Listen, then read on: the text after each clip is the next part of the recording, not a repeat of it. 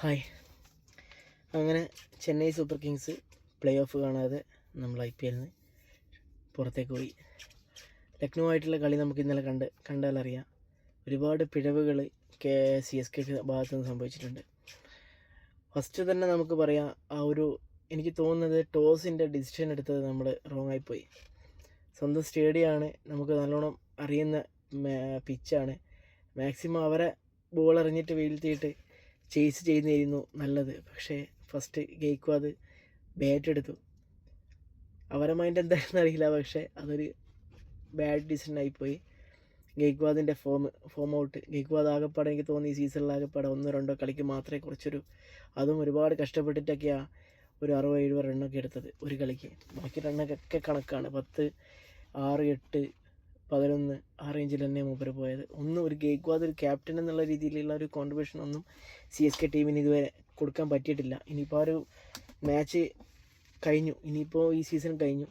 അടുത്ത സീസണിലേക്കുള്ള ഇതിനൊക്കെ ഒരു പ്രത്യാഘാതം മൂപ്പർക്ക് സംഭവിക്കാൻ പോകുന്നതെന്ന് തോന്നുന്നു. ടീം ഡിസിഷനൊക്കെ മാറുമായിരിക്കും ചിലപ്പം. എന്തായാലും ഇപ്പൊക്കെ കരുതിയിരുന്ന ജഡേജക്കും ഇവരൊക്കെ പകരമായിരിക്കും സഞ്ജുവിനെ കൊണ്ടുവന്നത്. പക്ഷേ ധോണിക്ക് പകരമാണ് സഞ്ജു എന്നുള്ള രീതി നമുക്കിപ്പോൾ ലാസ്റ്റ് കളിയിൽ മനസ്സിലായി. ലാസ്റ്റ് കളി നമ്മൾ കണ്ടു.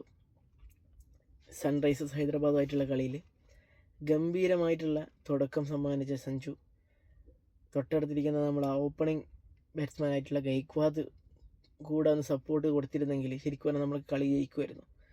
കാരണം എനിക്ക് തോന്നുന്നത് ഗെയ്ക്വാദിൻ്റെ ഒരു കോൺട്രിബ്യൂഷൻ മൂപ്പര ഭാഗത്തുനിന്ന് ഉണ്ടായിരുന്നെങ്കിൽ ചിലപ്പോൾ നമുക്ക് സിമ്പിളായിട്ട് ലാസ്റ്റ് കളി ടൈറ്റായി വന്നു. അത് കിട്ടിയില്ല. എന്തായാലും 100% നമുക്ക് പറയാൻ പറ്റും ഗെയ്ക്വാദിൻ്റെ ഫോം ഔട്ടും അതുപോലെ തന്നെ ഡിസിഷൻ എടുത്തതും കുറേ മിസ്റ്റേക്ക് പറ്റിപ്പോയി. പിന്നെ നമ്മൾ സഞ്ജുയുടെ അടിപൊളിയൊരു വിക്കറ്റ് കീപ്പിങ് ഒന്നും പറയാനില്ല. അടിപൊളിയായിട്ട് കളിച്ചുകൊണ്ടിരുന്ന മറ്റേ ക്ലാസിൻ്റെ വിക്കറ്റ്, രക്ഷയില്ലാത്ത ആ ഒരു മിന്നൽ വേഗത്തിൽ മൂപ്പരെടുത്ത് അടിച്ച് മിന്നിച്ച് നമ്മളൊക്കെ ഞെട്ടിപ്പോയി. പണ്ട് നമ്മൾ ധോണിയൊക്കെ കളിച്ചുകൊണ്ടിരുന്ന ആ ഒരു സ്റ്റൈല് ശരിക്കും പറഞ്ഞാൽ ധോണിയുടെ പിൻഗാമിയായിട്ട് നമ്മളെ സഞ്ജു കേരളത്തിൻ്റെ അഭിമാനമായിട്ട് വന്നു. എന്തായാലും സഞ്ജുവിൻ്റെ ആ ഒരു ഇന്നിങ്സ് വെച്ച് നോക്കുമ്പോൾ നല്ലൊരു തുടക്കമായിരുന്നു ചെന്നൈക്ക് കിട്ടിയത്. അതുപോലെ തന്നെ ഉർവിൽ പട്ടേൽ നമ്മൾ പ്രതീക്ഷിച്ച പോലെ ആയില്ല.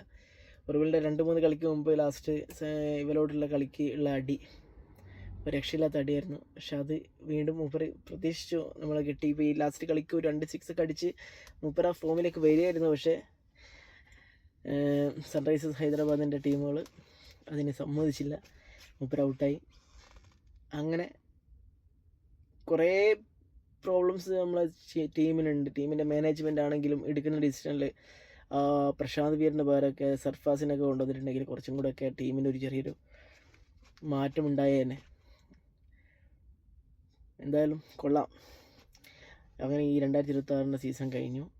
IPL കഴിഞ്ഞിട്ടില്ല. ഇനിയിപ്പോൾ ഫൈനലും കാര്യങ്ങളൊക്കെ ഉണ്ട്. പക്ഷേ നമ്മൾ ഇഷ്ടപ്പെടുന്ന ടീം ഇനിയിപ്പോൾ പ്ലേ ഓഫിൽ ഉണ്ടാവില്ല.